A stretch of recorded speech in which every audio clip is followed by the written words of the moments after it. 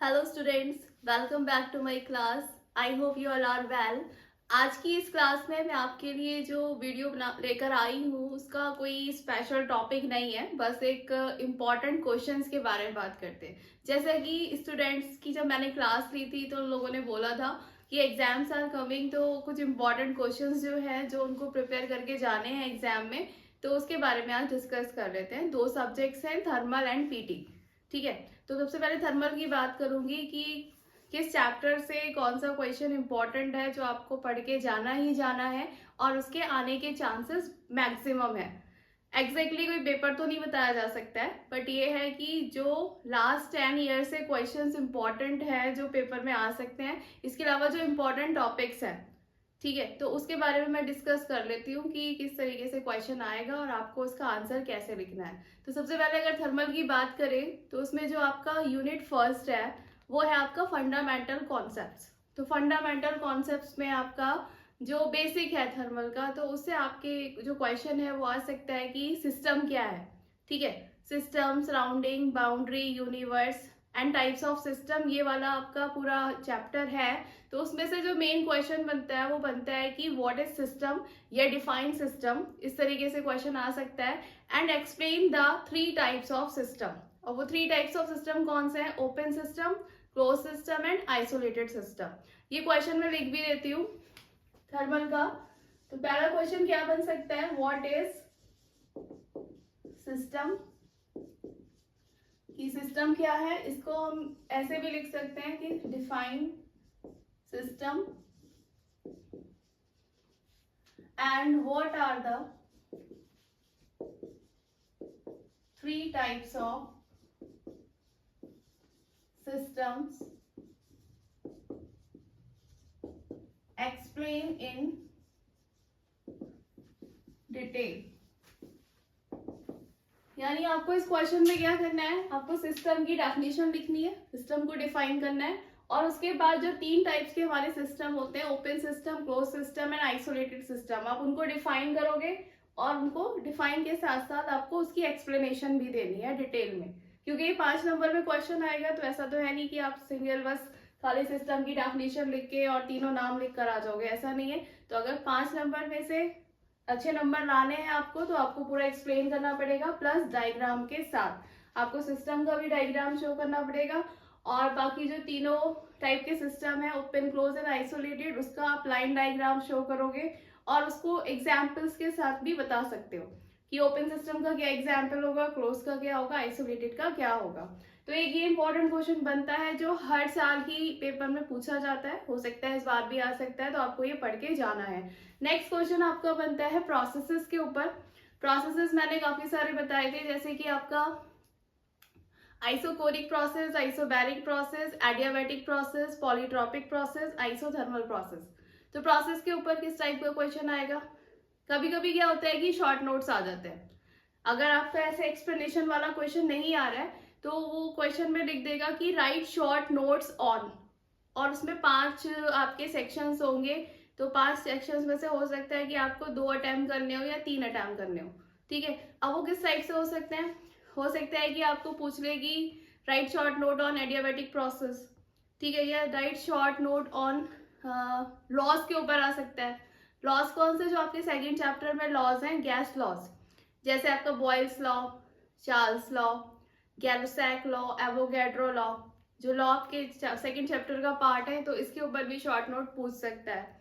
ठीक है, और बाकी आपके प्रोसेसेस के ऊपर पूछ सकता है।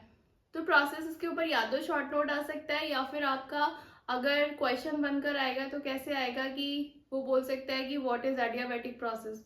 एडियाबैटिक प्रोसेस क्या होता है, इसको डिफाइन कीजिए और उसके वर्क डन का फॉर्मूले को ड्राइव कीजिए। इस पे मैंने वीडियोस भी बना रखी है। एडियाबैटिक प्रोसेस में हम किस तरीके से वर्क डन को फॉर्म करते हैं, वर्क डन को सॉल्व आउट करते हैं। तो मैं क्वेश्चन यहाँ लिख देती हूँ, ये पूछ सकता है कि what is adiabatic process and drive an expression for work done. यानी इस क्वेश्चन में आपको क्या करना है, इस क्वेश्चन में आपको सबसे पहले एडियाबैटिक प्रोसेस को डिफाइन करना है। आप सभी जानते हो एडियाबैटिक प्रोसेस ऐसा प्रोसेस होता है इसमें हीट ट्रांसफर आपका जीरो होता है, ठीक है। तो खाली इतना नहीं लिख के आना है, मैं तो जनरली जस्ट बता रही हूँ।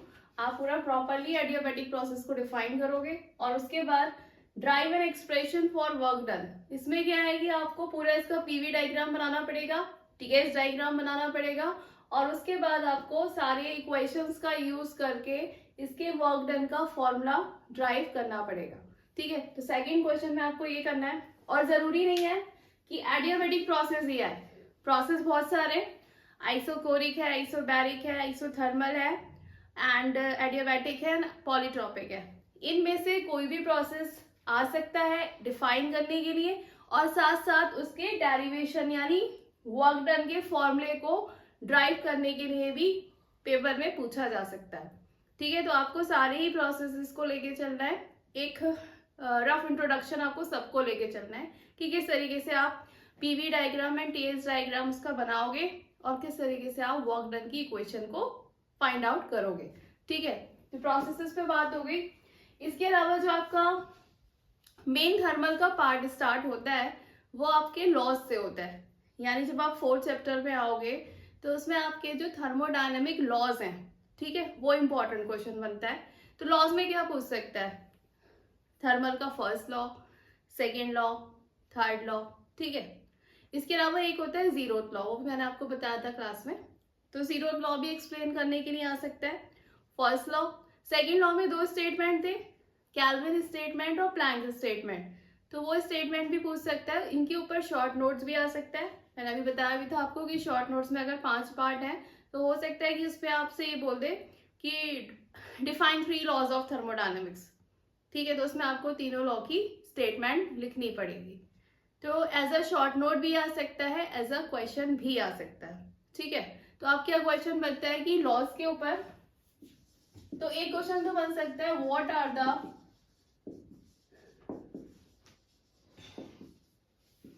3 लॉज ऑफ थर्मोडायनेमिक्स, यानी थर्मोडायनेमिक्स के जो 3 लॉ हैं कौन कौन से, फर्स्ट, सेकंड एंड थर्ड, ये तीनों लॉज आपको पढ़ने हैं, इनकी स्टेटमेंट पढ़नी है।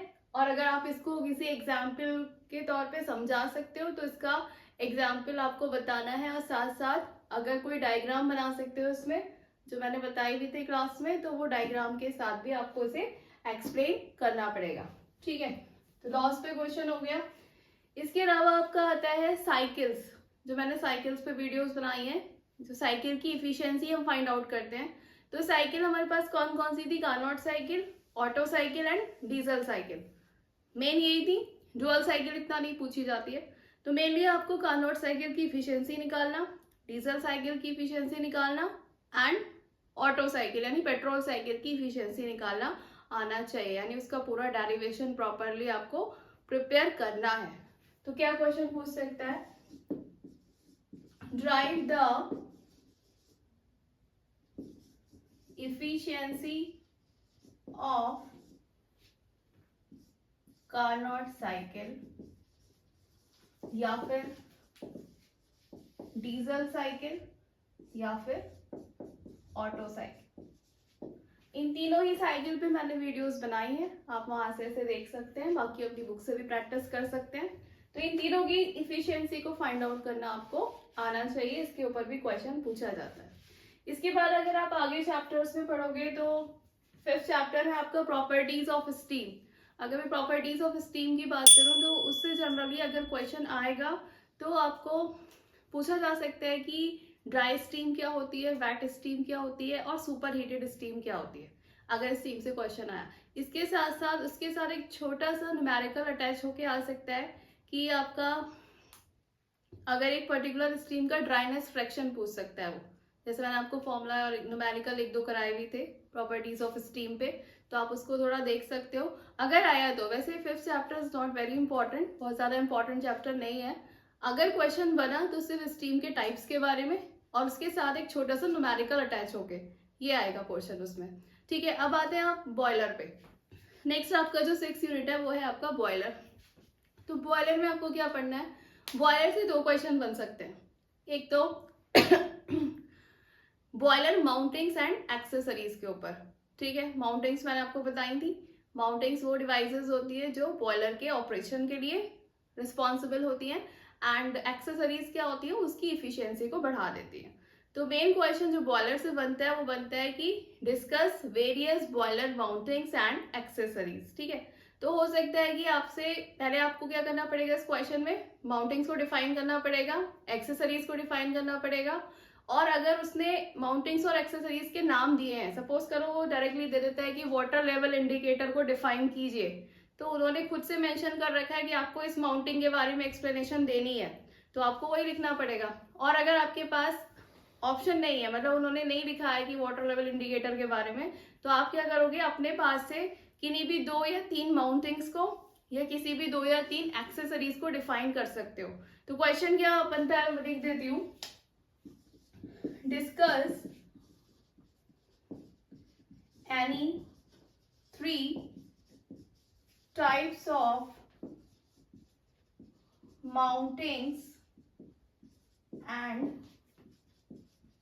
accessories of बॉयलर्स, ठीक है। यानी आपको कोई सी भी 3 बॉयलर की माउंटिंग्स और कोई सी भी 3 एक्सेसरीज को इस क्वेश्चन में एक्सप्लेन कर देना है, और साथ साथ उसका डायग्राम भी बनाना है। अच्छे नंबर चाहिए तो डायग्राम बनाना पड़ेगा, ठीक है। चाहे आप लाइन डायग्राम बनाओ या आप स्कीमेटिक डायग्राम बनाओ, ठीक है, ये आपको बनाना पड़ेगा। इसके अलावा बॉयलर से पूछा जा सकता है, अगर शॉर्ट नोट में क्वेश्चन आया 2 नंबर का, तो वो पूछ सकता है कि difference between water tube and fire tube boiler, ठीक है। वाटर ट्यूब और फायर ट्यूब बॉयलर में क्या डिफरेंस है, तो इस पे आप 4 पॉइंट्स दोनों के डिफरेंस के लिख सकते हो 2 नंबर के हिसाब से। डिटेल में ये क्वेश्चन नहीं आएगा, और अगर डिटेल में पूछा जाएगा क्वेश्चन 5 नंबर में, तो बॉयलर से जो क्वेश्चन बनेगा वो आपका बन सकता है या तो बैबकॉक एंड विलकॉक्स बॉयलर पे, और या फिर लंकाशायर बॉयलर पे। और इसमें क्या पूछेगा, discuss in detail with construction, working, advantages and applications of Lancashire boiler या फिर बैबकॉक एंड विलकॉक्स बॉयलर। दोनों बॉयलर के नाम लिख देती हूँ, discuss in detail with construction, यानी आपको डिटेल में डिस्कस करना है उसके कंस्ट्रक्शन के साथ, and working of Lancashire and Babcock and Wilcox boiler, ठीक है। ये 2 तरीके के बॉयलर है, एक लंकाशायर है, एक बैबकॉक्स एंड विलकॉक्स बॉयलर है। इन दोनों को आपको कैसे डिटेल में डिस्कस करना है, इनकी कंस्ट्रक्शन और वर्किंग के साथ, ठीक है। यानी ये इसका बनावट यानी कंस्ट्रक्शन कैसी है और ये कैसे काम करता है, यानी इसकी वर्किंग को आपको एक्सप्लेन करना पड़ेगा विद डायग्राम। ये हो गया आपका बॉयलर का पोर्शन। इसके बाद अगर कंप्रेशर पे आए 7th यूनिट, तो कंप्रेशर के में कुछ ज्यादा इंपॉर्टेंट नहीं है। कंप्रेशर आपको सभी को पता है, मुझे लगता नहीं कि इसमें से जो क्वेश्चन अगर आ सकता है तो सिर्फ एक क्वेश्चन आ सकता है, वो है सिंगल स्टेज रेसिप्रोकेटिंग कंप्रेशर का वर्क डन निकालना, ठीक है। क्लास में मैंने डेरिवेशन कराया भी है, वो आप एक बार उस पर देख लेना, उसे एक छोटी सी प्रैक्टिस कर सकते हो उसकी, कि सिंगल स्टेज रेसिप्रोकेटिंग कंप्रेशर का वर्क डन आपको फाइंड आउट करना पड़ेगा अगर आया तो क्वेश्चन। नेक्स्ट 8 यूनिट पे आते हैं। 8 यूनिट है आपका आईसी इंजन। तो आईसी इंजन इंपॉर्टेंट चैप्टर है, और आईसी इंजन से जो क्वेश्चन बनता है वो आपका बनता है working of 4 stroke petrol engine या फिर डीजल इंजन, ठीक है। 2 इंजन है, क्लास में भी टॉपिक चल भी रहा है ये। आज मैंने वर्किंग ऑफ 4 स्ट्रोक इंजन बताया था। तो इसमें आपको जो है 4 स्ट्रोक पेट्रोल इंजन और 4 स्ट्रोक डीजल इंजन दोनों के बारे में आपको डिटेल में पढ़ना है। इसके पॉइंट ऑफ डिफरेंस भी आ सकते हैं, वो आपसे पूछ सकता है डिफरेंस क्या है दोनों में, तो आप उसे एक टेबल फॉर्म में, टेबुलर फॉर्म में उसके 5 या 10 नंबर के हिसाब से कि कितने मार्क्स में वो क्वेश्चन आ रहा है, उसके अकॉर्डिंग आप 5 पॉइंट या 10 पॉइंट उनके दोनों के डिफरेंस में लिख सकते हो। और अगर डिफरेंस नहीं पूछा जा सकता है, नहीं जाता है, तो उसकी वर्किंग पूछी जाएगी। तो वर्किंग में आप क्या करोगे कि अगर आपको 4 स्ट्रोक पेट्रोल इंजन की वर्किंग बतानी है तो कैसे करोगे, उसके पूरे 4 स्ट्रोक के डायग्राम बनाने पड़ेंगे। इसके साथ साथ 4 स्ट्रोक के डायग्राम तो बनाओगे ही, चारों स्ट्रोक को एक्सप्लेन करोगे प्रॉपर, ठीक है, कि सक्शन स्ट्रोक क्या है, कंप्रेशन स्ट्रोक क्या है, एक्सपेंशन स्ट्रोक क्या है एंड एग्जॉस्ट स्ट्रोक क्या है। इन चारों स्ट्रोक को एक्सप्लेन करना पड़ेगा विद डायग्राम। इसके अलावा कंपोनेंट्स ऑफ आईसी इंजन पूछ सकता है, ये terminology used in IC engine, कि आईसी इंजन के जो पार्ट्स हैं उसके नाम बताओ, कि सिलेंडर क्या है, पिस्टन क्या है, पिस्टन रिंग क्या है, सिलेंडर हेड क्या है, क्रैंक क्या है, क्रैंक केस क्या है। तो ये सारी चीजें भी पूछी जा सकती है। तो इंजन वाले पार्ट में जो है वो ये चीज इंपॉर्टेंट है।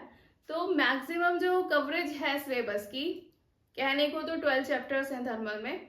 इसके बाद आपका जो है स्टीम टरबाइन और गैस टरबाइन का पार्ट है, ठीक है, जो अभी हमने क्लास में डिस्कस नहीं किया है, चल रहा है, धीरे धीरे हो जाएगा। लेकिन जो मैक्सिमम 8 यूनिट जो मैंने कवर किए हैं अभी तक, उसमें से जो इम्पोर्टेंट क्वेश्चंस हैं वो यही है, ठीक है। इंजन वाला क्वेश्चन मैं और लिख देती हूँ। इंजन वाला जो है, discuss in detail the working of 4 stroke petrol या फिर डीजल इंजन, ठीक है। यानी आपको पेट्रोल और डीजल इंजन के 4 स्ट्रोक वाले इंजन की वर्किंग पूरी डिटेल में बतानी है। यहाँ जो लोग स्क्रीनशॉट लेना चाहते हैं वो स्क्रीनशॉट ले सकते हैं इस पूरे बोर्ड का, जो मैंने क्वेश्चंस लिखे हैं। मतलब ये मेन इंपॉर्टेंट क्वेश्चंस हैं जो हर साल पूछे जाते हैं और इनके आने के चांसेस जो है वो मैक्सिमम होते हैं, ठीक है, इनके आने के चांसेस मैक्सिमम रहते हैं। तो आप स्क्रीनशॉट ले सकते हैं ताकि आप इसको इजीली प्रिपेयर कर सको। और साथ साथ ऐसा नहीं है कि जो आपके और चैप्टर्स रह गए हैं, बच गए हैं, तो उसमें ऐसा नहीं है कि आपको वो बिल्कुल नहीं पढ़ के जाना है। वैसे तो होता क्या है कि ये इंपॉर्टेंट क्वेश्चंस हैं जो कवर करने हैं, मैक्सिमम पूछे जाते हैं। कभी कभी क्या होता है कि आउट ऑफ सिलेबस तो नहीं, लेकिन जो ट्रेंड चला आ रहा है उससे हटके क्वेश्चंस पूछ लिए जाते हैं, ठीक है, एक ट्रेंड को चेंज करने के लिए। लेकिन आपको अगर बेसिक क्लियर है तो आप उसे, आपने अगर क्लास में अच्छे से समझा है तो आप उसे अच्छे से अटेम्प्ट कर सकते हो। बट इम्पॉर्टेंट क्वेश्चंस यही है, इनकी प्रैक्टिस करके आप जाइए। और मैंने बताया कि थर्मल में कोई भी टॉपिक हो, सबसे पहला जो बेसिक रूल है वो ये रखना है आपको कि आप उसकी प्रॉपर डेफिनेशन दो। जो भी पूछा जाए प्रॉपर डेफिनेशन लिखो उसकी। जो लोग इंग्लिश में लिख रहे हैं इंग्लिश में लिखें, जो लोग हिंदी में अटेम्प्ट कर रहे हैं पेपर हिंदी में लिखें, उसमें कोई प्रॉब्लम नहीं है, लैंग्वेज की कोई प्रॉब्लम नहीं है। लेकिन जो लिख रहे हो वो एटलीस्ट सही लिखो, कि अगर जो सामने टीचर आपकी कॉपी चेक कर रहा है तो एटलीस्ट वो पढ़ के समझ तो जाए कि स्टूडेंट को आता है कुछ। अगर वो ये एनालाइज कर पाता है कि स्टूडेंट को कुछ आता है तो नंबर मिलेंगे। और किसी भी टीचर के पास इतना टाइम नहीं होता कि वो आपकी एक एक लाइन पढ़ेगा। तो होता क्या है कि आपको एक किसी भी टॉपिक को एक पर्टिकुलर डायग्राम से भी समझाना रहता है। सपोज करो अगर मैं सिस्टम की बात करूं तो सिस्टम को एक्सप्लेन करने के 2 तरीके हैं। एक तो ये कि आपने जो है क्या मतलब डेफिनेशन के फॉर्म में आप लिख सकते हो कि anything which we have to focus, यानी हमें कोई भी ऐसी चीज जिस पे फोकस करना है, जो हमारा पॉइंट ऑफ अट्रैक्शन है, पॉइंट ऑफ स्टडी है, या जिसकी मुझे बात करनी है, ठीक है, तो वो सिस्टम है। तो एक तो तरीका ये हो गया कि आप जो है उसे पूरा डिटेल में एक्सप्लेन कर दो, उसकी डेफिनेशन लिख दो, ठीक है। दूसरा क्या है कि आप एक डायग्राम बनाओ, चाहे एक बॉक्स टाइप का बना दो या इस तरीके से बना सकते हो कि इस तरीके से आपने बनाया, यहां लिख दिया सिस्टम, ठीक है, लाइन डायग्राम। ये सिस्टम की बाउंड्री दिखा दी, बाउंड्री हो गई, सिस्टम के आसपास का एनवायरनमेंट हो गया। तो आपने क्या है कि उसी डेफिनेशन को डायग्राम में कन्वर्ट कर दिया, ठीक है। तो आप डेफिनेशन भी लिखो, साथ साथ उसका डायग्राम भी बनाओ, लाइन डायग्राम, इसे लाइन डायग्राम कहते हैं। जो डिटेल वाला, फुल डिटेल वाला जो स्केच होता है ना, मैंने वो बनाने को नहीं कहा, वो थोड़ा कॉम्प्लिकेटेड होता है। आप थर्मल के हर टॉपिक में लाइन डायग्राम बना के आओ, जो टॉपिक पूछा है उसकी डेफिनेशन प्रॉपरली लिख के आओ विद एग्जाम्पल्स। जैसे सिस्टम पूछा है, सिस्टम का एग्जाम्पल भी बता दो कि अगर आपने एक बॉटल को माना है, सिस्टम कंसिडर किया, तो बॉटल एक सिस्टम है, ठीक है। तो एग्जाम्पल्स लिख के आओ, डायग्राम लिख के आओ, प्रॉपर डेफिनेशन लिखो, नंबर कहीं नहीं जाने, ठीक है। ये चीज आप बिल्कुल अपने माइंड में फीड कर लो कि किस तरीके से आपको इस सब्जेक्ट में नंबर अटेन करने हैं। अगर ऐसा करोगे तो मुझे लगता है कि किसी की भी बैक नहीं लगनी है, सब पास हो जाएंगे, ठीक है। तो ये जो टॉपिक था थर्मल का, इसके इंपॉर्टेंट क्वेश्चंस मैंने आपको बता दिए।